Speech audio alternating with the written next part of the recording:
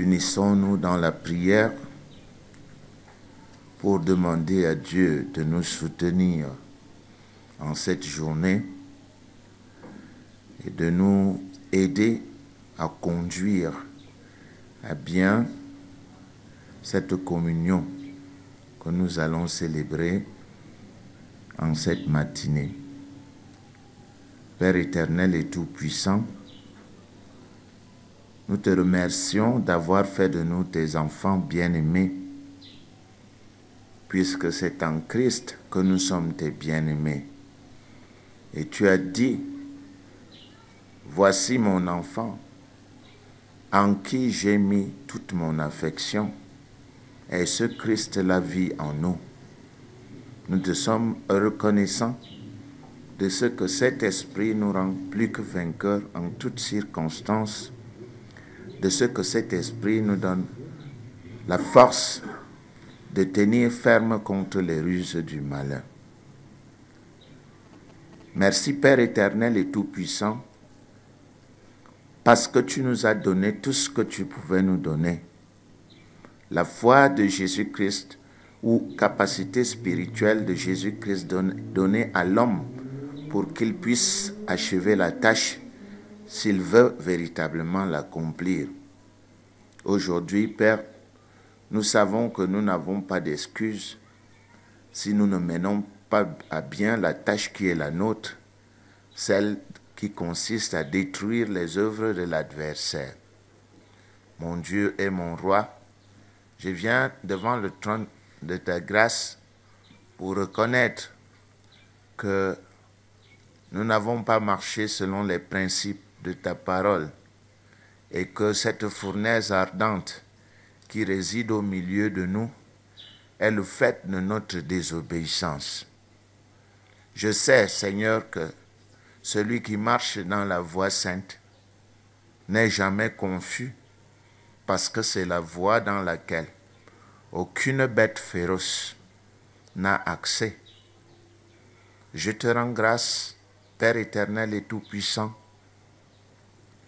parce que nous pouvons, nous remettre en cause, à cause de ton amour manifesté en Christ Jésus, et reprendre là où nous sommes tombés pour, Père éternel, parachever l'œuvre de notre rédemption et de notre sanctification.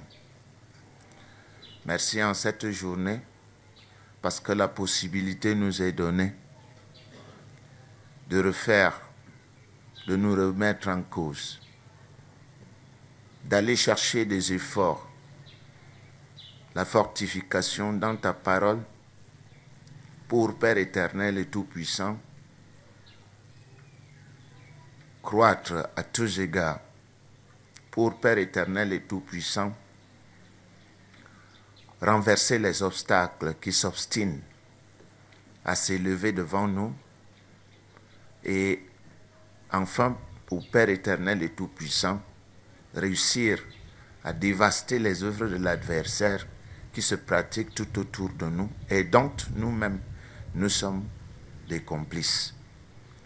Aujourd'hui, Père éternel et tout-puissant, je voudrais te confier nos bouches afin que celles-ci soient sanctifiées et que les esprits diaboliques qui se sont servis de nos paroles, Père éternel, soient neutralisés. La sanctification vient par la mise en pratique de ta parole. Nous savons que tu nous l'as donnée subjectivement et nous devons de la ramener de manière objective dans notre vie. Merci Seigneur parce que toute capacité nous a été donnée.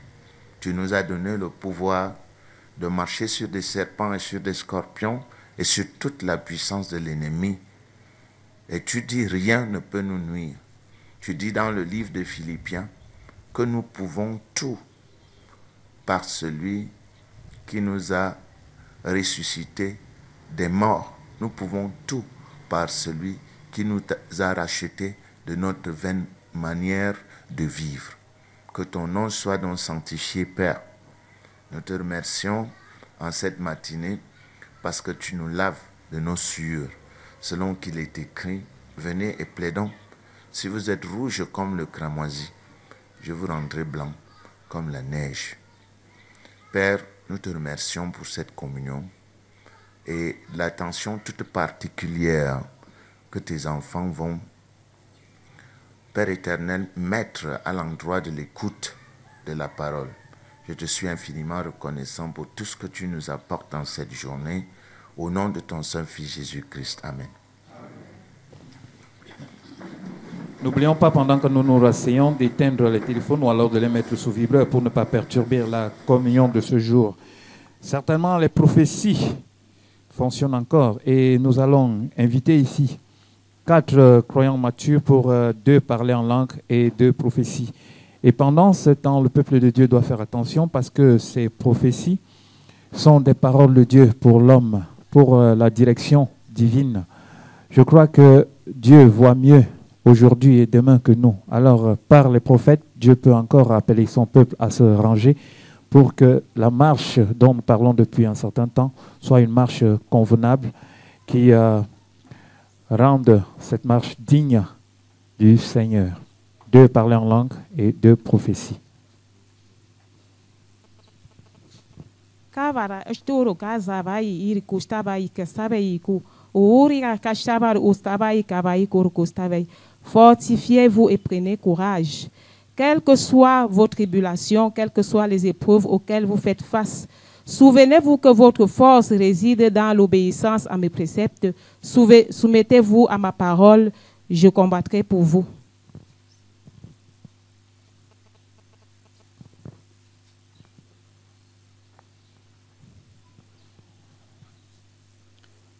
Siriele lekete sekeke lekete moro noro, olokoto soko shokolokoto miri niri tariala. Zakala kata noriolo lokoto sho. Periele dere elekete seke leketi siki nariala. Je suis l'Éternel, votre Père céleste. Je vous ai créé en Jésus-Christ pour que vous soyez un et que vous formez un seul corps. Or, l'orgueil, les convoitises vous animent et créent des divisions au milieu de vous. Bien-aimés, que ça ne soit pas ainsi. Humiliez-vous sous ma puissante main. Débarrassez-vous des rancœurs et unissez-vous dans la foi, afin que la communion fraternelle soit véritable et vous verrez vos ennemis fléchir les genoux devant vous et agir même en votre faveur.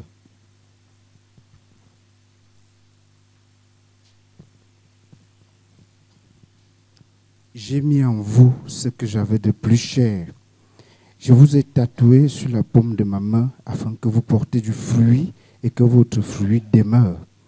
Lorsque vous vous regroupez, manifestez l'amour autour de vous, car je suis un Dieu amour et je me réjouis lorsque l'amour est autour de vous.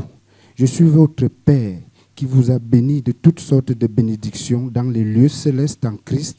Ne craignez rien. Tenez ferme dans l'amour et vous réussirez dans toutes vos voies. Je vous aime.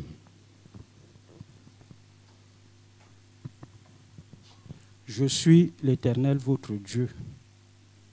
Lorsque du haut de mon trône de grâce je vous regarde, je ne vous vois pas faible, je ne vous vois pas malheureux, je vous vois fort, je vous vois joyeux, je vous vois plus que vainqueur.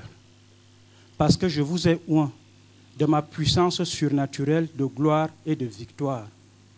Activez cette puissance en vous et soyez en harmonie avec ce que je pense de vous. Soyez en harmonie avec ce que j'ai dit que vous êtes. Merci Dieu puissant pour ces paroles que tu nous donnes, ces paroles que tu nous permets de garder sur les tablettes de notre cœur afin d'y marcher conformément. Merci de l'honneur que tu nous accordes. Tu nous as mis comme les premières de tes créatures. Et merci de ce que tu nous avertis, Père éternel et tout-puissant, de garder et de marcher selon tes recommandations et sur ta parole. Nous te disons donc merci de ce que ces paroles restent pour nous un phare afin que nous marchions selon que le Seigneur lui-même nous donne de marcher. C'est au nom puissant de Jésus-Christ que nous t'avons prié. Amen. Pendant que les prophètes vont se rasseoir, je vais immédiatement inviter ici l'ancien Papa Nyangono pour élever la prière pour l'enseignement de tout à l'heure.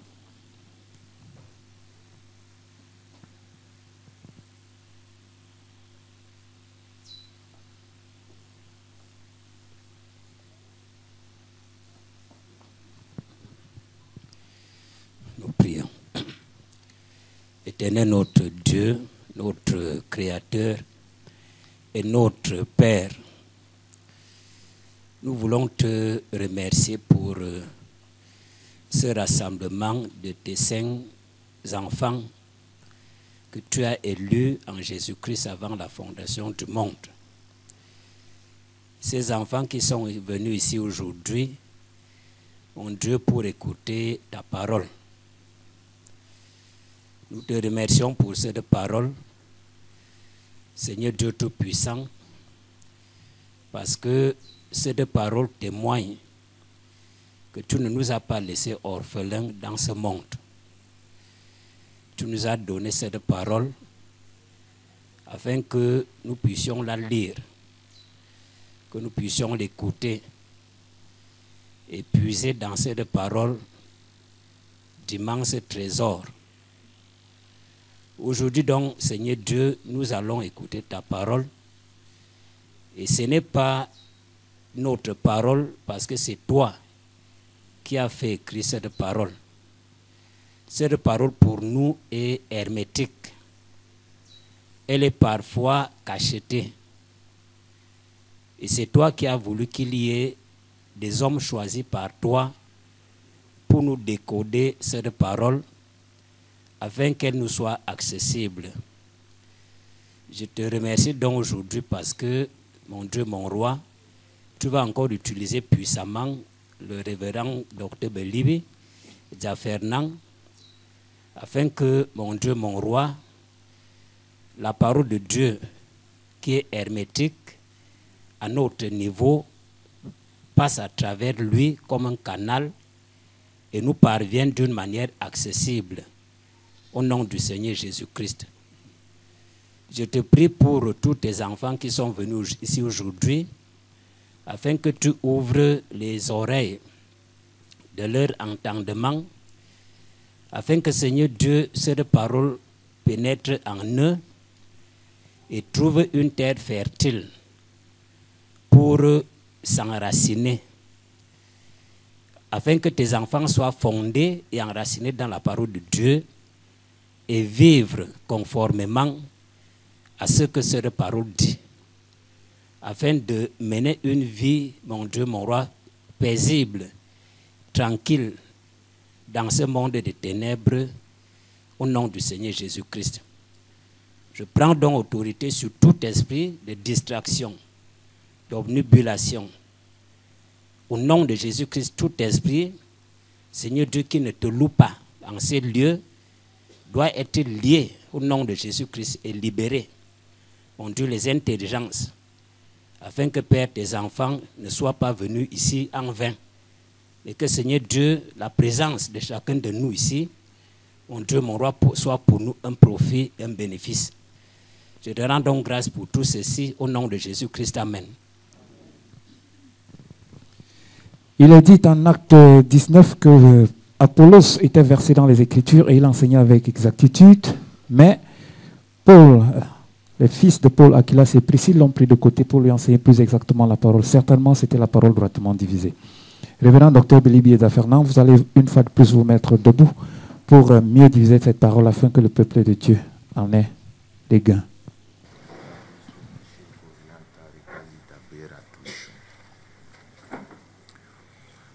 Que Dieu vous bénisse au nom de Jésus-Christ. Bienvenue à notre ministère. Bienvenue à la grande fête de l'enseignement de la parole de Dieu. Et aujourd'hui, je voudrais encore rendre grâce à Dieu parce que chaque fois qu'il parle, il ne parle pas en vain. Je viens de retenir deux phrases des prophéties qui ont été tantôt délivrée pour le peuple de Dieu. Dans la dernière prophétie, elle disait « Soyez en harmonie avec ce que j'ai dit ». Et la deuxième articulation disait « Activez la puissance ». Et je suis toujours émerveillé parce que Dieu parle à travers les bouches de ses enfants. Et je crois que ce prophète qui a prophétisé ne préparait pas mon enseignement avec moi, mais je crois qu'il a dit ce que j'étais en train de vouloir enseigner aujourd'hui. C'est pour cela que je suis très reconnaissant à Dieu de ce qu'il parle encore pour ceux qui ont l'oreille pour entendre. Et bien entendu, ceux qui ne veulent pas suivre ce qui est dit sont responsables de leur propre chute. Et je voudrais enseigner aujourd'hui qu'il y a une loi qui voudrait que nous obtenions tout ce que nous disons. Dieu a dit activez la puissance. Activez. Il a aussi dit aujourd'hui soyez en harmonie avec ce que j'ai dit.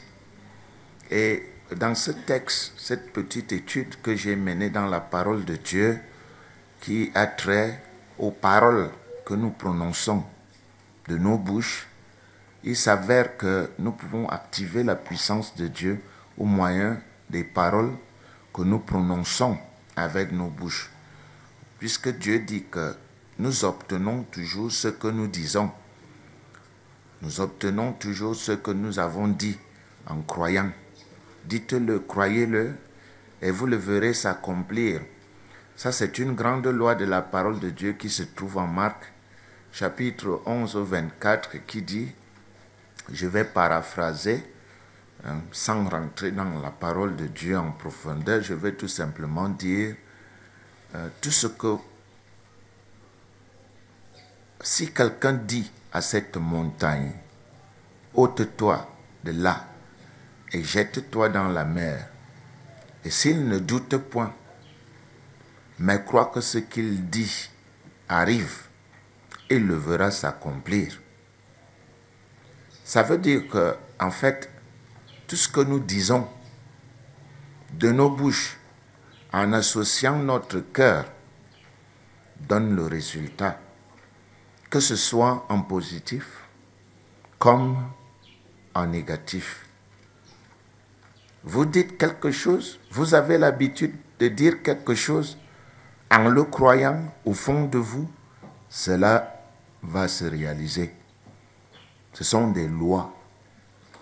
Et les lois nous sont enseignées dans la parole de Dieu afin que nous les exploitions en notre faveur. Ça veut donc dire quoi? Si par exemple je passe mon temps à dire « Je suis béni, je ne manque de rien. Dieu est mon soutien. Je suis béni, je ne manque de rien. Dieu est mon soutien. Je suis béni, je ne manque de rien. Dieu est mon soutien. » Cela finit par se manifester au niveau des 5 sens. Tout comme si je dis « Moi, c'est très dur pour moi, je n'ai rien. Moi, je suis pauvre. Je n'ai rien. Vraiment, je n'ai rien. Je suis pauvre. Je ne peux rien. Je n'y peux rien. Je n'ai pas de choix. Je suis pauvre. » Il faudrait que Dieu change toutes les lois de la nature pour que vous ne soyez pas pauvres. Parce que la loi dit quoi? Dites-le, croyez-le, et vous le verrez s'accomplir. Ce n'est que l'application de quoi? Si quelqu'un dit à cette montagne quoi? Ôte-toi de là et jette-toi dans la mer.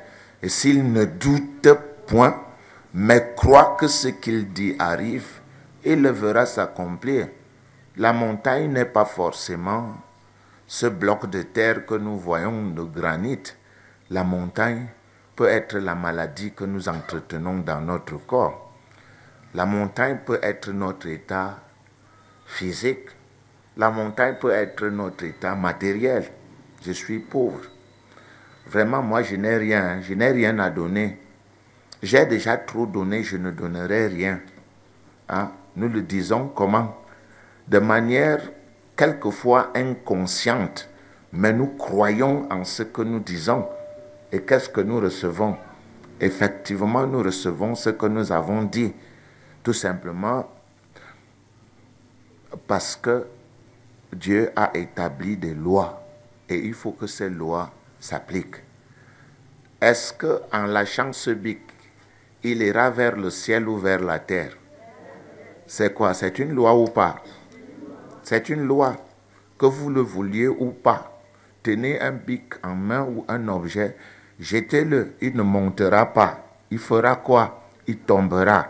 Et Dieu, qui est un très grand savant, a organisé son monde de manière à ce qu'il y ait de l'ordre et de la bienséance dans son monde. Il a organisé son monde autour des lois. Et quand vous appliquez ces lois consciemment ou inconsciemment, elles se réalisent, que vous le vouliez ou pas. Ainsi, aujourd'hui, Dieu va parler de la bouche. Nous pouvons aller dans le livre de Proverbes, chapitre 21, et au verset 23. Proverbe est après le livre des psaumes. Nous avons Proverbe chapitre 21 et au verset 3. Je vais citer pour vous 21 et au verset 3. Que dit la parole? Voici ce qu'elle dit. Au verset 23, autant pour moi. Verset 23. Celui qui veille sur sa bouche et sur sa langue préserve son âme des angoisses. Je cite encore. Celui qui veille sur sa bouche et sur sa langue préserve son âme des angoisses. Fin de citation. Vous voyez bien qu'il est question d'une action volontaire. Celui qui veille, personne ne viendra veiller sur votre bouche. Personne ne décidera de pratiquer cette discipline à votre place. C'est un style de vie. Peut-être que nous avons été élevés à laisser nos bouches faire ce qu'elles veulent, dire ce qu'elles disent, cracher du venin, n'importe quand et n'importe comment. Mais Dieu dit que, et il vient de dire quoi? Activer la puissance. C'est à vous d'appuyer sur le bouton. Hein. Dieu ne viendra pas fermer vos bouches. C'est à chacun d'appuyer, de décider, ok, Dieu a dit que si je continue à dire une chose continuellement, elle va se réaliser dans ma vie. À partir d'aujourd'hui, je ne dirai plus des choses négatives, susceptibles de détruire ma vie. Je vais plutôt m'engager à dire des choses comment? Positives, pour attirer les lois de Dieu vers moi, pour attirer la puissance de Dieu vers moi. Voici le secret de la puissance. Vous pensez que ceux qui vont dans les sectes vont apprendre quoi? Ils vont apprendre des principes qu'ils appliquent. Et quelquefois même, ce sont des principes de la parole de Dieu qu'ils distillent en donnant l'impression que ce sont des principes sataniques. Voici un principe, celui qui veille sur sa bouche. Veiller sur sa bouche, qu'est-ce que ça signifie? Ça veut dire qu'il faut l'ouvrir pour dire n'importe quoi. Mais pour pouvoir agir selon ce verset, il faut d'abord le connaître et faire un choix. Celui de respecter ce que Dieu dit et non ce que vous voulez. C'est une pression, c'est une décision personnelle. Celui qui veille sur sa bouche préserve quoi? Et sur sa langue, préserve son âme des angoisses. Tu veux éviter les angoisses? Tu veux te débarrasser des angoisses qui torturent ton âme, Dieu dit quoi? Dieu dit prie, c'est ça? Non, les croyants ont démontré beaucoup de faiblesse. Ils ont cru que la prière pouvait tout faire pour eux. Même quand Dieu leur dit objectivement de faire une chose, qu'est-ce qu'ils font? Ils prient. Est-ce qu'il est dit prie pour veiller sur ton âme? Est-ce qu'il est dit prie pour préserver ton âme de tes angoisses, des angoisses? Qu'est-ce qui est dit? Veille sur ta bouche, point barre. C'est une loi, c'est un principe. Alors tu décides de faire quoi? De veiller ou de ne pas veiller. Mais ne continue pas à sortir des insanités de ta bouche et demander la paix à Dieu. Tu ne peux pas, tu ne l'auras tout simplement pas parce que la loi qui te préserve des angoisses dans l'âme consiste à faire quoi? Veiller sur sa bouche. Qui va veiller sur ta bouche? Moi, Bélibi? Non. Et vous voyez des ministères qui meurent, des gens qui s'auto-détruisent, la pauvreté qui sévit des gens, qui est attachée à eux comme la gangrène. Et personne ne fait aucun cas. On croit qu'il faut faire des prières pour que la magie s'applique. Ouais, prie pour moi, pasteur. Je vais recevoir telle ou telle chose. Non. Nous avons appris qu'il y a 5 grandes clés dans la parole de Dieu pour recevoir quoi que ce soit de Dieu. 5 grandes clés que malheureusement très peu appliquent. Et ceux-là même qui connaissent ne les appliquent pas. Il peut aussi s'agir des personnes qui ne connaissent pas les 5 clés qu'il faut connaître de Dieu pour recevoir quoi que ce soit du ciel. La première chose, c'est ce qui est disponible. Vous demandez à Dieu ce qui est disponible. C'est-à-dire ce qu'il a dit qu'il va faire. Si une chose n'est pas disponible dans la parole de Dieu, vous ne pouvez pas prier pour elle. Si Dieu n'a pas dit de prier pour le monde, vous n'avez pas le droit de prier pour le monde. Si Dieu n'a pas dit de prier pour un match de football, que vous priez pour les matchs de football, que vous amenez des évêques ou le pape, il n'y aura rien. Parce que Dieu veille sur quoi? Sur sa parole pour l'exécuter. Vous voyez donc des gens mal affermis dans la parole de Dieu qui ne savent pas ce qui est disponible et qui prient à tort et à travers. Vous allez voir des gens qui prient pour la paix dans le monde. Est-ce que Jésus-Christ a dit qu'il y aura la paix dans le monde? Non, je suis désolé. Si vous ne lisez pas, c'est tant pis pour vous. Jésus-Christ a dit le mal ira, le monde ira de mal en pire. Comment donc on peut prier pour la paix alors que celui-là même qui est fils de Dieu dit que ça ira comment? De mal en pire. Si tu pries pour la paix, tu perds ton temps. Parce qu'il y aura un temps où il y a la paix au Cameroun. Pendant qu'on croit qu'il y a la paix au Cameroun, en Centrafrique, il y a quoi? La guerre. Et quand la paix arrive en Centrafrique, on se retourne vers le Tchad et à la guerre. Et Jésus sait bien qu'on peut prier pour son pays, mais on ne peut pas prier pour la paix dans le monde, parce que la paix dans le monde n'est pas tout simplement disponible. Voilà la première chose. Et la deuxième chose qu'il faut connaître, quand on veut demander une chose à Dieu, c'est savoir ce qu'on veut en faire avec la chose qu'on demande. Vous ne pouvez pas venir dans la Bible demander le Saint-Esprit à Dieu sans savoir ce que vous allez en faire.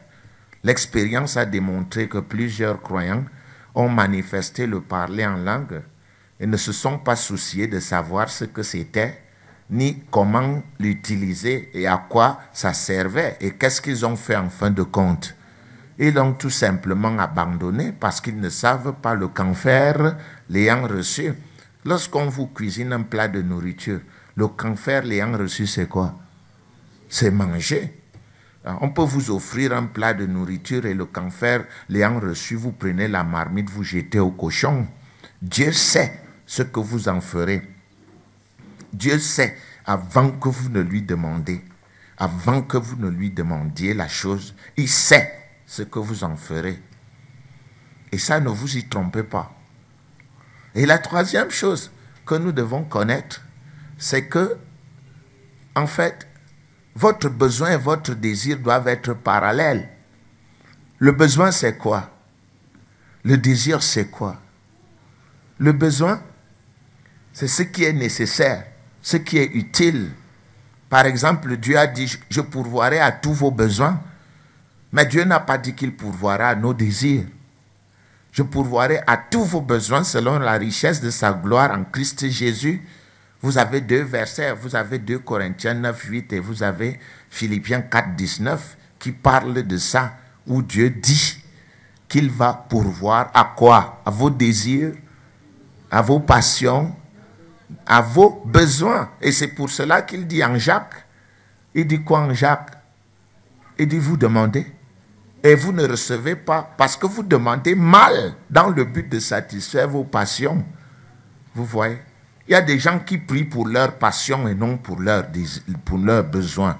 Et quand ils prient pour des passions, ils se découragent et disent que Dieu n'a pas pourvu à leurs passions. Dieu a dit qu'il pourvoira à quoi? Aux passions ou aux besoins. Voilà. Seigneur, donne-moi du travail à la présidence. C'est une passion ou un besoin?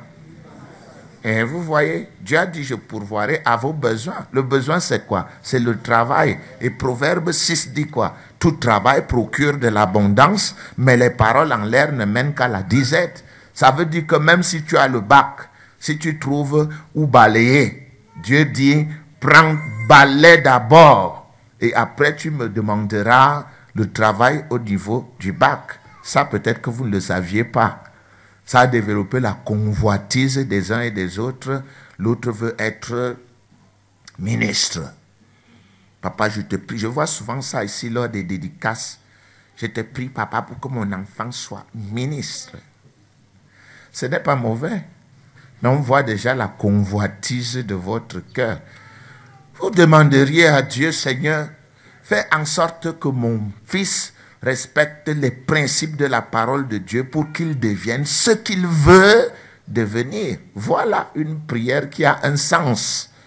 Je veux qu'il soit magistrat.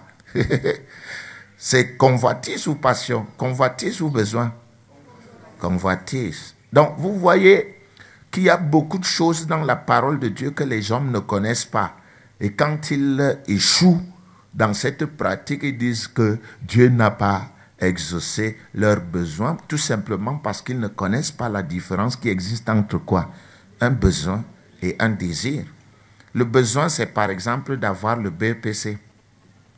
C'est un besoin, une nécessité. Vous avez besoin d'un diplôme pour travailler. Mais maintenant, désirez-vous l'avoir? Si vous désirez l'avoir, vous allez poser les sacrifices qu'il faut pour l'avoir. Vous allez cesser de dormir jusqu'à 7 heures du matin. Vous allez vous réveiller à 4 heures du matin pour prier. C'est parce que votre désir et votre besoin sont comment? Parallèles, que vous faites les efforts nécessaires pour obtenir le besoin. Si votre désir est petit et votre besoin grand, vous ne réussirez jamais. Votre besoin, c'est d'avoir le baccalauréat pour faire le concours à l'ENAM, par exemple. Vous êtes en classe de première et vous passez votre temps à boire des grandes Guinness. Votre désir et votre besoin sont-ils parallèles? Vous allez jouer. Et où sera le problème de Dieu dans votre comportement? Les chrétiens, surtout africains, comme dans leur culture, on parle de magie, de la facilité des pratiques de sorcellerie, ils croient que Dieu est un sorcier, qu'il faille claquer d'un revers des doigts pour que la chose survienne. Non, c'est la culture, c'est votre culture qui vous fait raisonner ainsi. Dieu est un scientifique qui a établi des lois. Il te dit, fais quoi? Veille sur ta bouche et tu n'auras pas d'angoisse dans ton âme. Tu ne veilles pas sur ta bouche, tu as l'angoisse. Tu veilles sur ta bouche, tu n'as pas d'angoisse. C'est l'application de l'équation parole plus croyance égale résultat. Vous mettez plus parole plus croyance en valeur absolue pour nous autres qui avons fait mathématiques. Ça veut dire que le résultat en plus ou en négatif, vous avez mis valeur, vous avez mis croyance plus parole. En valeur absolue, c'est égal à moins croyance plus croyance. Ça veut dire que parole plus croyance donne le résultat. Si vous croyez négativement, vous recevez comment? Vous croyez positivement, vous recevez comment? Vous prononcez des paroles positives, vous recevez comment? Vous prononcez des paroles négatives, vous recevez comment? Voilà les lois. Ce ministère n'est pas un ministère de doctrine. Ce ministère que vous voyez, l'Église évangélique réformée du Cameroun, n'est pas un ministère doctrinal. C'est un ministère pratique. Nous n'enseignons pas aux gens le péché. Allez le leur dire et répétez-le leur. Nous enseignons aux gens comment se débarrasser du péché et non le péché. Chacun de vous connaît quel est son péché. C'est à moi de venir t'enseigner ton péché. Est-ce que je connais ton péché mieux que toi? Si tu es ivrogne, moi je ne suis pas ivrogne. Peut-être que tu dors dans des caniveaux. Je n'ai jamais expérimenté le fait de dormir dans un caniveau. Je n'ai jamais expérimenté le fait de dormir aux chiottes étant assis parce que j'ai levé un peu plus le coude. C'est toi qui l'as expérimenté et c'est toi qui le connais. Si tu n'as pas expérimenté le mal dedans, tu ne peux pas connaître la teneur de ce mal. Chacun connaît ses péchés. Nous ne sommes pas là pour valoriser les péchés des autres. Non, nous sommes là pour enseigner aux gens quoi? Répétez. Comment? Le comment. Ce ministère est le ministère de la recherche. Et la recherche réside sur deux mots. Comment? Pourquoi? On est d'accord? Comment? S'il n'y avait pas comment, personne ne chercherait pourquoi. S'il n'y avait pas pourquoi, personne ne chercherait comment. Ça, c'est un ministère de recherche. Ce n'est pas une église conventionnelle. Dans les églises, le pasteur vient, il fait son speech. Il finit de parler. Tout le monde dit quoi? Amen. Et c'est terminé. Chacun va vaquer à ses occupations et attend les sacrements la semaine prochaine. Ce ministère est un style de vie. On te montre quoi faire pour atteindre tes objectifs. L'un des objectifs que tu veux ici, c'est la paix. Et Dieu te dit que tu veux avoir la paix, apprends à fermer ta bouche. Point barre. Si tu veux chercher le miracle, va le chercher où tu veux. Personne ne te débarrassera des langueurs de ton âme. Celui qui te débarrasse des langueurs de ton âme, c'est qui? Toi-même. Veille en veillant sur ta bouche. La clé, c'est quoi? La clé, c'est quoi? Le comment, c'est quoi? Le comment, c'est quoi? Ben, la clé, c'est quoi? Et le comment, c'est quoi? C'est la clé. C'est pourquoi j'ai dit que ce ministère est un ministère de quoi? Du comment. Vous voulez les visionnaires? Ben, allez voir vos marabouts au quartier. Ici, nous voyons. Mais nous ne voyons pas pour vous. Chacun voit pour lui-même, selon sa dimension spirituelle. Et je peux à la limite t'éclairer sur ce qui passe. Mais je ne suis pas là pour jouer à ton marabout. Parce que le ministère qui m'a été confié, c'est docteur. D'autres sont apôtres. D'autres sont évangélistes. D'autres sont prophètes. D'autres sont quoi? Des pasteurs. Chacun a son ministère. Pourquoi? Pour l'édification.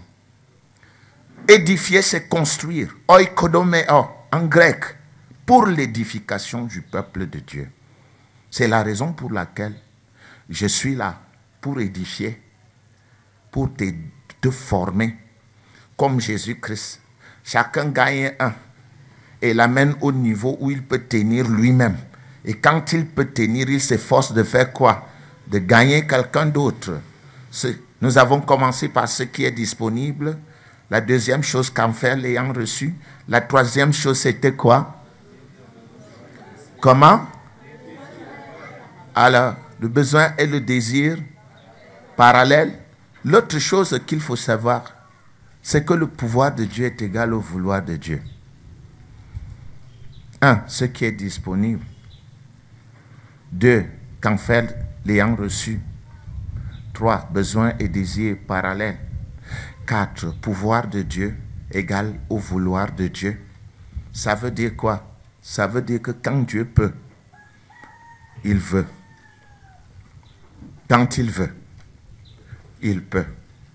N'allez donc pas dire que Dieu veut, mais il ne peut pas. Ou alors dire qu'il peut, mais il ne veut pas. Quand Dieu veut, il peut. Quand il peut, il veut. Voilà. Je peux vous expliquer ça facilement. Par exemple, nous autres qui avons des véhicules, lorsque nous allons à Nanga, en cours de route, nous avons une crevaison, mais nous n'avons pas de cric pour changer la roue. Nous nous tenons au bord de la route et nous disons aux premiers automobilistes qui arrivent, certains passent. Ceux qui passent n'ont pas le vouloir. Ils ne veulent tout simplement pas. Il peut arriver que quelqu'un s'arrête. Il dit, mais quel est votre problème? Vous dites, il me faut le cric. Il dit, c'est quel numéro là? Vous dites 17. Ah, je regrette. J'ai un cric, mais ce n'est pas le 17. Il a le vouloir, mais il n'a pas le pouvoir. Il peut aussi arriver que quelqu'un vienne. Vous avez quoi? Oh, j'ai une crevaison. Bah, mon ami, je n'ai pas de cric. Il a le vouloir, mais il n'a pas le pouvoir. Il peut aussi arriver, il dit, mais vous avez quoi? J'ai besoin d'un cric 17. Oui, j'ai le cric 17, mais j'ai un malade dans la voiture. Je ne peux pas perdre de temps, mon ami. Il a quoi? Il a le pouvoir, mais il n'a pas le vouloir. Dieu a quoi? Et le pouvoir. Quand Dieu veut, quand il peut, et il ne fait pas exception des personnes. Ça, c'est une grande clé. Dieu fait exception des conditions. La condition ici, c'est quoi? Si tu veux une âme protégée, ferme ta bouche. Ouais, retiens ta langue. Tu veux avoir des problèmes avec ton âme, ouvre des grandes lèvres. Et fais tout ce que tu peux faire avec tes lèvres et ta bouche. Tu crois nuire à qui? Mais tu nuis à toi-même. Parce que la Bible dit, au finish, tu n'auras pas de paix. Tu auras des bobos. Et la dernière clé, ça je dis sans passant, hein, ce n'est pas mon enseignement, mais je vous montre le comment. La cinquième clé, c'est le comment. Comment recevoir. Et c'est le comment que je suis en train de vous montrer aujourd'hui. Comment? Vous voulez la paix? Bien, fermez votre bouche. C'est le comment. Comment recevoir. Donc, nous appliquons ces principes ici dans notre ministère. Ce qui est disponible, le qu'en faire l'ayant reçu, le besoin et le désir étant parallèles, le comment recevoir, le pouvoir de Dieu étant égal à son vouloir. Voilà notre modèle d'enseignement ici. Nous vous montrons ce qui est disponible. Nous vous montrons le qu'en faire l'ayant reçu. Lorsque vous l'aurez reçu, qu'est-ce que vous allez en faire? Nous vous montrons que votre besoin et votre désir, l'envie d'atteindre, doivent être parallèles. Nous vous montrons que le pouvoir de Dieu est égal au vouloir de Dieu. Et enfin, nous vous montrons comment faire pour vous débarrasser de ce qui est votre tare. Nous ne sommes pas des gens qui prêchent le péché. Nous enseignons la science de Dieu. La science de Dieu qui dit que 1 + 1 = 2 dans la parole de Dieu. C'est ça notre ministère. Peut-être faudrait-il encore repréciser cette vision pour que vous n'apportiez pas au sein du ministère vos questions de mœurs des quartiers, que vous les apportez au ministère. C'est au quartier. Ici, nous enseignons quoi? 5 choses. Ce qui est la deuxième chose, qu'en faire? La troisième chose, besoin et désir étant. La quatrième chose, le vouloir de Dieu est égal. La cinquième chose, comment faire? pour recevoir. Si vous respectez ces 5 clés que je viens de vous montrer, vous allez réussir dans tout ce que vous entreprenez avec Dieu. Parce que voilà les 5 clés qui constituent la recherche, le mobile pour lequel nous travaillons au sein de ce ministère. Nous ne sommes pas des gardiens de la probité morale des individus. Non. Ta probité morale te concerne toi. Et c'est à toi de faire quoi? C'est à toi ou à moi? Bon, montrez-moi qu'est-ce que Jésus a chassé autour de lui. Jésus a chassé qui autour de lui? Jésus, connaissant que Judas allait le tuer, a chassé Judas. Et il a marché avec Judas jusqu'au bout.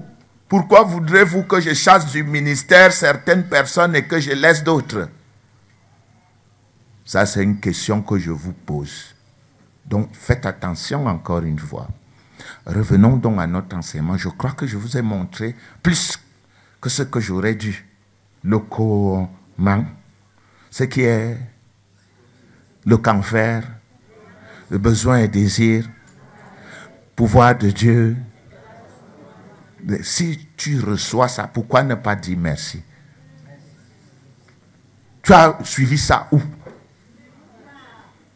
Ce n'est pas la doctrine. Ça, c'est la mise en pratique. Les effets de la recherche scientifique. C'est le chercheur qui cherche dans le corpus de la parole de Dieu. C'est de ça qu'il est question. Bon, maintenant, nous avons initié notre enseignement à partir des principes, à partir de la prophétie que le frère Elundu a déroulée. C'est une prophétie formidable qui coïncide avec exactement ce que j'ai voulu enseigner aujourd'hui, comme pour dire que Dieu s'harmonise toujours avec ceux qui sont en ordre. Si tu es en ordre avec Dieu, tu vas toujours dire des choses qui concernent les gens.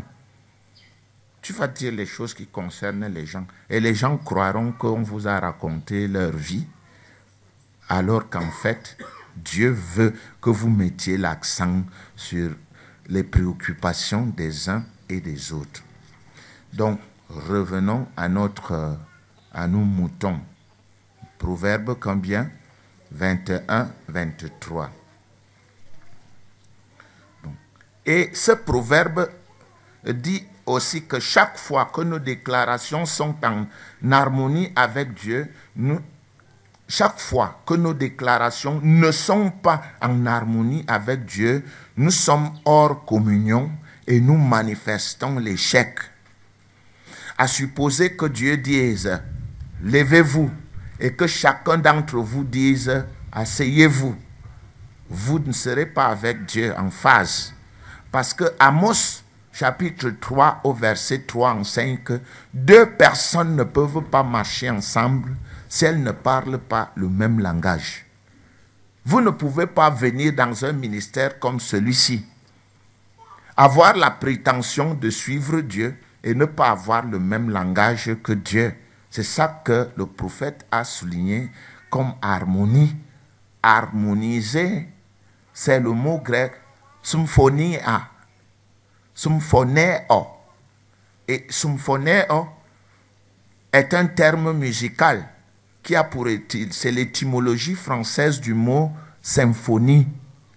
Symphonie signifie que plusieurs instruments qui ont des timbres différents, la trompette, le baryton, la clarinette, le trombone, l'orgue, la guitare, la flûte, le xylophone, la batterie, tous ces instruments qui ont des timbres différents s'harmonisent pour former un son doux et agréable à quoi? À l'oreille. Nous sommes multiples ici. Nous avons des éducations diverses. Nous venons de plusieurs sociocultures. S'harmoniser autour de la parole de Dieu veut dire s'entendre et parler quoi? Le même langage pour atteindre les objectifs que nous nous fixons. Et Dieu dit que chaque fois qu'il dit oui, vous vous dites non, vous faites le jeu de l'adversaire. Parce que qui dit le contraire de Dieu? C'est Satan, c'est son adversaire. Dieu dit, levons-nous. Une équipe dit quoi? Ah, nous ne nous levons pas. Ils nous embêtent. Et ils pensent qu'ils font blocage au ministère alors qu'ils font la guerre à Dieu, comme ce grand qui avait dit au Sanhédrin, pendant qu'il persécutait l'Église, en acte 4, il leur a dit, attention, faites Faites attention de ne pas combattre Dieu. Faites attention de ne pas combattre Dieu en mettant de l'emphase sur vos positions personnelles. Faites attention de ne pas combattre Dieu. Vous pouvez combattre Dieu en tuant la foi d'un nouveau converti qui est à côté de vous, parce qu'il va suivre exactement ce que vous faites, comme chaque enfant suit son parent, et il va vous suivre dans votre marche. Mais c'est à vous, si vous avez mal marché, de dire à votre enfant que j'ai mal marché, ne suis pas. Ça, ce n'est pas bien. C'est à vous, pour que votre enfant soit dans la route. Mais si vous marchez dans l'erreur, avec votre enfant sans corriger son erreur ni la vôtre, votre enfant finira par croire que votre marche est la bonne marche. Et pourquoi voudriez-vous, en fin de compte, qu'il ne fasse pas des choses contraires? Donc, je voudrais encore, dans ce cadre, dans le cadre des méfaits de la parole, ou des fruits de la parole dans notre vie, ou de la puissance de la parole, ou comment est-ce que la parole affecte nos vies. Ce sont des possibles titres de cet enseignement. Je voudrais vous inciter à prendre 2 Timothée 2,16. Vous allez encore voir le comment, le pourquoi. Ce qui est comment disponible. Comment faire pour le recevoir. Le besoin et le désir étant parallèles. Le pouvoir de Dieu étant égal au vouloir de Dieu. Le qu'en faire l'ayant reçu. 2 Timothée 2,16. Je cite 2 Timothée 2,16. Et en 2 Timothée 2,16, Timothée est avant le livre d'Hébreux. En 2 Timothée 2,16, voici ce que dit la parole de Dieu. Évite. Et la parole s'adresse à qui? À Timothée, qui est le fils de l'enseignant. En fait, c'est un enseignant qui parle à un enseignant en verve, à un enseignant qui apprend à placer les pas sur les pas du maître. C'est l'élève et son disciple. Paul, l'enseignant, le père spirituel de Timothée, lui dit, évite les discours vains et profanes. Évite quoi? Les discours vains et profanes. Car ceux qui les tiennent avanceront toujours plus dans l'impiété et leur parole rongera comme la gangrène. Reprenons. Évite des discours vains et profanes, car ceux qui les tiennent avanceront toujours plus dans l'impiété et leur parole rongera comme la gangrène. Voilà un verset qui rentre en droite ligne avec celui de Proverbe 21, 23 que nous avons lu tantôt. Dieu a dit veille, veille. Ici, l'apôtre utilise le mot évite. Évite. Et je voudrais rentrer dans les étymologies grecques. Évite. Évite est le mot grec péréistémie. Péréistémie. Bon, si vous voulez être des académiciens, vous devez bien connaître le vocabulaire grec. Péréistémie, et qui veut dire, qui a la racine de périphérie.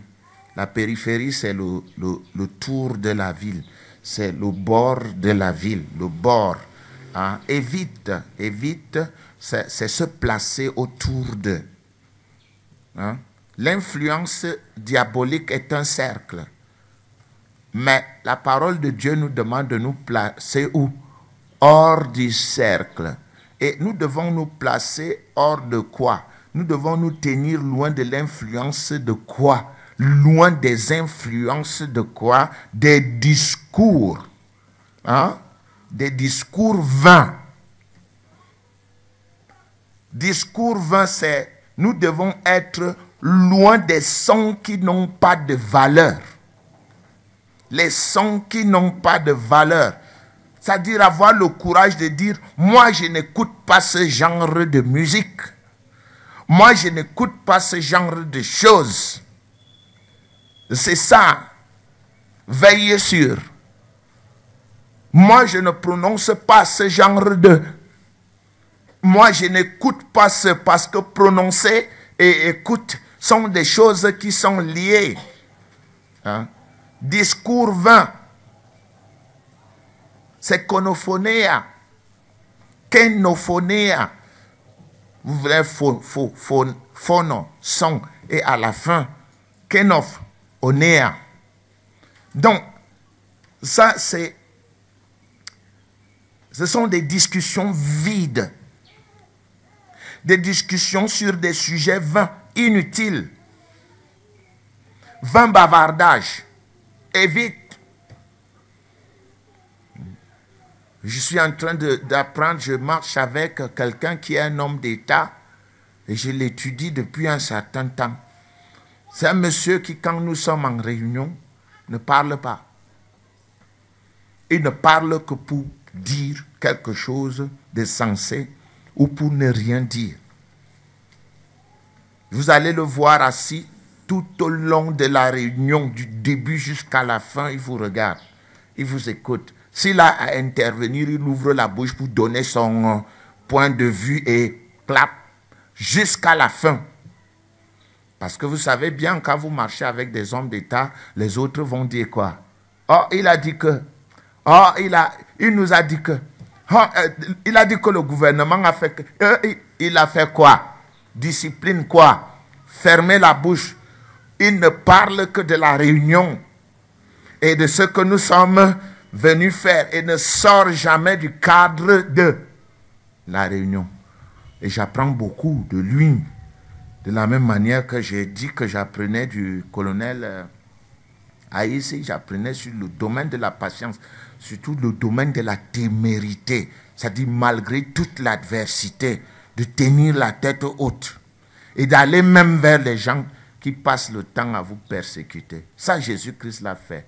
Et la Bible nous enseigne d'avoir des modèles. Des modèles, des gens. Les modèles, c'est quelque chose que tu regardes et que tu imites. Mais quels sont vos modèles à vous? Nous apprenons tous de chacun d'autre. Si vous marchez avec des gens pour ne rien apprendre, ça ne sert à rien. Donc, vous marchez avec des gens pourquoi? Donc, il a parlé des discours comment? Vains et des discours profanes. Et ce mot profane, c'est bébéilos. C'est à beaucoup qui aiment les mots comme ça. Bébéilos. C'est-à-dire non sacrés. Des discours qui ne sont pas sacrés. Hein? Il y a le sacré et quoi? Et le profane. Et Dieu dit que nous sommes un peuple saint. Et que nos discours devraient être comment? Sacrés. Mais qu'est-ce que nous passons? Qu'est-ce que nous entretenons tout au long de la journée? Nous entretenons quoi? Nous disons quoi? Cela dilue notre puissance. Et c'est pour cela que Dieu dit activez. Vous allez activer comment? En mettant en pratique. La semaine dernière, c'était Jacques qui disait mettez en pratique la parole et ne vous bornez pas à l'écouter en vous trompant par vos discours vains, par de vains discours, des discours vains et profanes, des faux raisonnements. Mettez en pratique. Prenez notre ministère comme une école initiatique. Prenez ce ministère comme une école où on vous montre l'initiation. Appelez-la l'université de la vie. C'est ici qu'on apprend la vie de chaque jour, selon les principes de la parole de Dieu. Et commencez à nous laisser tranquilles avec vos histoires de loi. Moi, je ne suis pas un partisan de Moïse. j'enseigne la grâce. Et vous-même, vous savez que tous ceux qui ont enseigné la grâce, depuis le temps de Paul, ont été comment? Persécutés. Lisez, c'est Paul lui-même qui commence à dire en Acte 20, voyez tous cette famille, tous ont cru, mais sont zélés pour quoi? Pour la loi. Et ceux qui sont même des partisans de la loi ne voient pas que depuis que la loi existe, elle n'a rien apporté. Hein? Je vous ai montré comment dans la loi de Moïse, les gens savent bien que forniquer tue. Là, il n'y a pas de pardon, mais il faisait quoi? Malgré le fait de savoir qu'ils seront tués à coups de pierre et de la vile manière, ils continuent à forniquer. Ce sont des histoires de mœurs. Et montrez-moi là où Jésus-Christ a parlé de fornication dans son ministère. Il n'a pas eu le temps. Ces choses sont des mœurs. La suite de cette parole, nous sommes en 2 Timothée. La suite est fantastique. La suite dit, évitez les discours vains et profanes, car ceux qui les tiennent avanceront toujours plus dans l'impiété. Le mot impiété est asébéia. Asébéia. Et il veut dire manque de révérence envers Dieu. Manque de révérence envers qui? Le manque de révérence envers Dieu. Ils deviennent grossiers envers Dieu. Vous les voyez, ils parlent et ils vous disent, Bélibi, toi aussi tu parles de ces choses-là. Ils appellent la parole de Dieu comment? Ces choses-là. Le manque d'irrévérence. L'irrévérence. Hein, le manque de révérence envers Dieu. C'est ça qu'on appelle l'impiété. Et si vous avez remarqué les vies de ces gens qui saccagent vos intelligences, vous verrez qu'ils ne sont rien. Ils sont en principe des logs de 1. En mathématiques, le logarithme de 1, c'est quoi? 0. Log de 1. C'est ce qu'ils sont. Et comme ils sont convaincus de leur discours, le discours vain et profane, leur intelligence devient obnubilée et ils avancent dans quoi? Dans l'impiété, le manque de révérence. Et la Bible enseigne la suite. Et leur parole, c'est le mot logos. Leur logos. Le logos que Dieu a utilisé à créer les cieux et la terre. Mais leur logos rongera. Écho. Rongera, c'est le mot écho qui veut dire détenir fermement. Leur parole va vous enserrer. Elle va vous détenir comment? Fermement. C'est la preuve ici qu'ils utilisent les démons. Les démons sortent de leur bouche. Ah, vous le saviez? C'est d'ici l'occasion de recevoir une information. Les esprits bougent par la parole et les mots. Le support des démons, ce qui transporte les démons, c'est quoi? Les paroles. Donc, ta bouche bouge quoi? Les démons qui enlacent les cœurs des autres. C'est ça que la parole de Dieu est en train de dire. Que tu deviens responsable des possessions des autres. Tes mots blessent. Tes mots irrévérencieux vis-à-vis de Dieu enserrent les cœurs des autres. Or, que dit la parole de Dieu? Protège quoi? Ton cœur plus que toute autre chose. Mais comme tu ne respectes pas Dieu, tu utilises ta bouche, les mots de ta bouche transportent les démons et détruisent les vies des gens. Waouh! Ce qui veut dire que leur bouche transporte des démons susceptibles de vous posséder. Alors, évite, n'écoutez pas. C'est ce que Dieu dit. Hein? Et leur parole va ronger, écho, comme la gangrène. C'est gangrena. Le mot gangrène, c'est gangrena. Et gangrène veut dire un chancre, c'est-à-dire une inflammation violente, sans remède. C'est un mal continuant jusqu'aux os.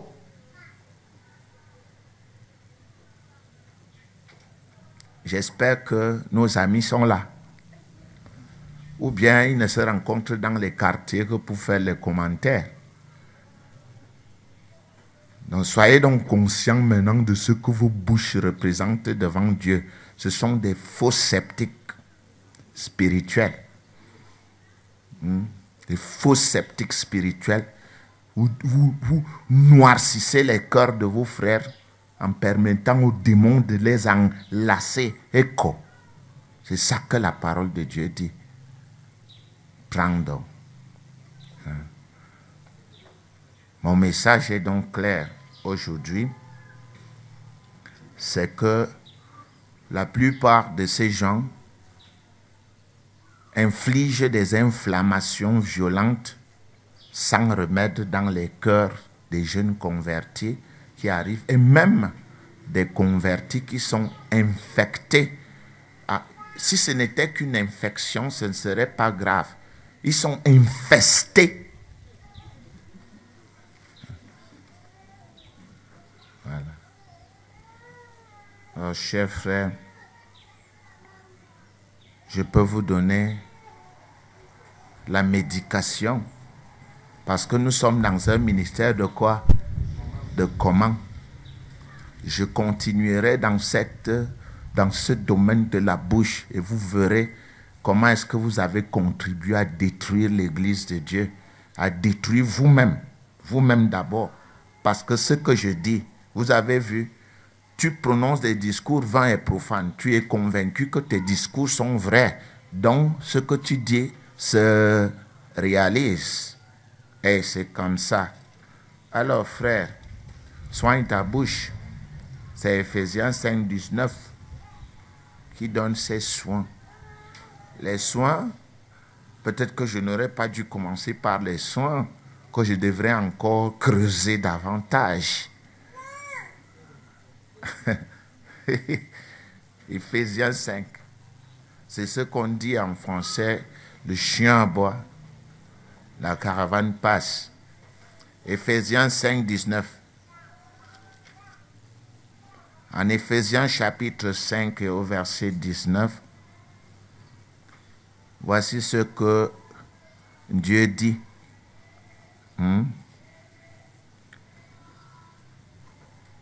Entretenez-vous,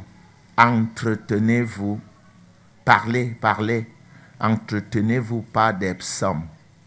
Voilà ce qu'on doit entendre au milieu de vous, par des hymnes, parce que votre discours est sacré, et par des cantiques spirituels, chantant et célébrant de tout votre cœur les louanges du Seigneur.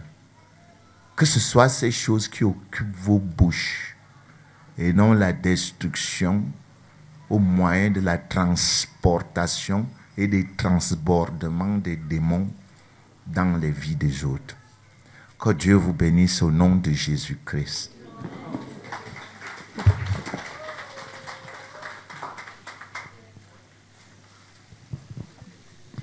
Bien, je crois que nous allons tous garder cet enseignement dans nos cœurs afin de les mettre en application. Et pour cela, je vais inviter ici le sous-pasteur Irénée Donkam à se mettre debout pour dire une prière afin que cela s'asseye dans le fond de notre âme.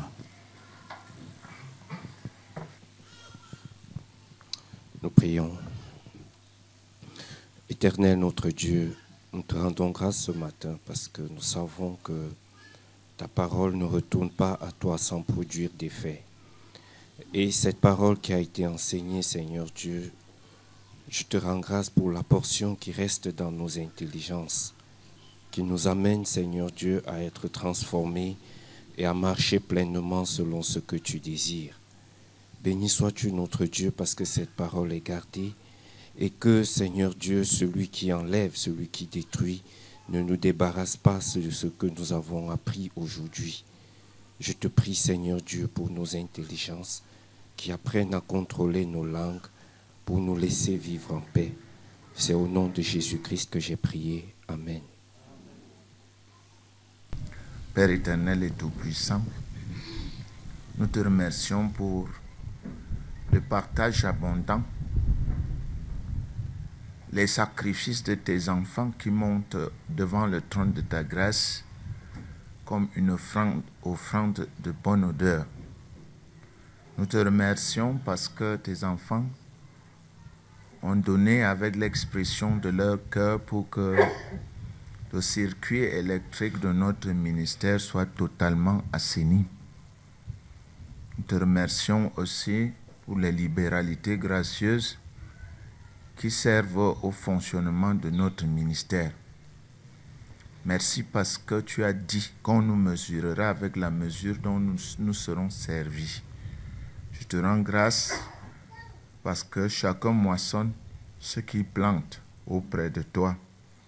Permets une bonne moisson et une quantité abondante qui permettent à chacun, comme la manne qui a nourri dans le désert, d'avoir la juste mesure pour sa nutrition journalière. Outre, Père, je te rends grâce parce que ta main de bénédiction couvre cette assemblée, que les traits enflammés du malin soient neutralisés contre les vies de chacun individuellement. Éloigne de nous les accidents de circulation et de toutes les autres formes d'oppression que l'adversaire fabrique et multiplie contre nous. Père, nous te rendons grâce parce que ces enfants sont venus certainement avec des doléances que toi seul tu peux résoudre.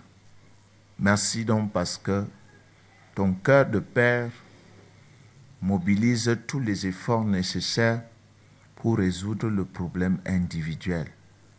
Je te rends grâce pour tout cela, au nom de ton Saint-Fils Jésus-Christ. Amen. Allez dans la paix de notre Dieu. Dieu l'a dit,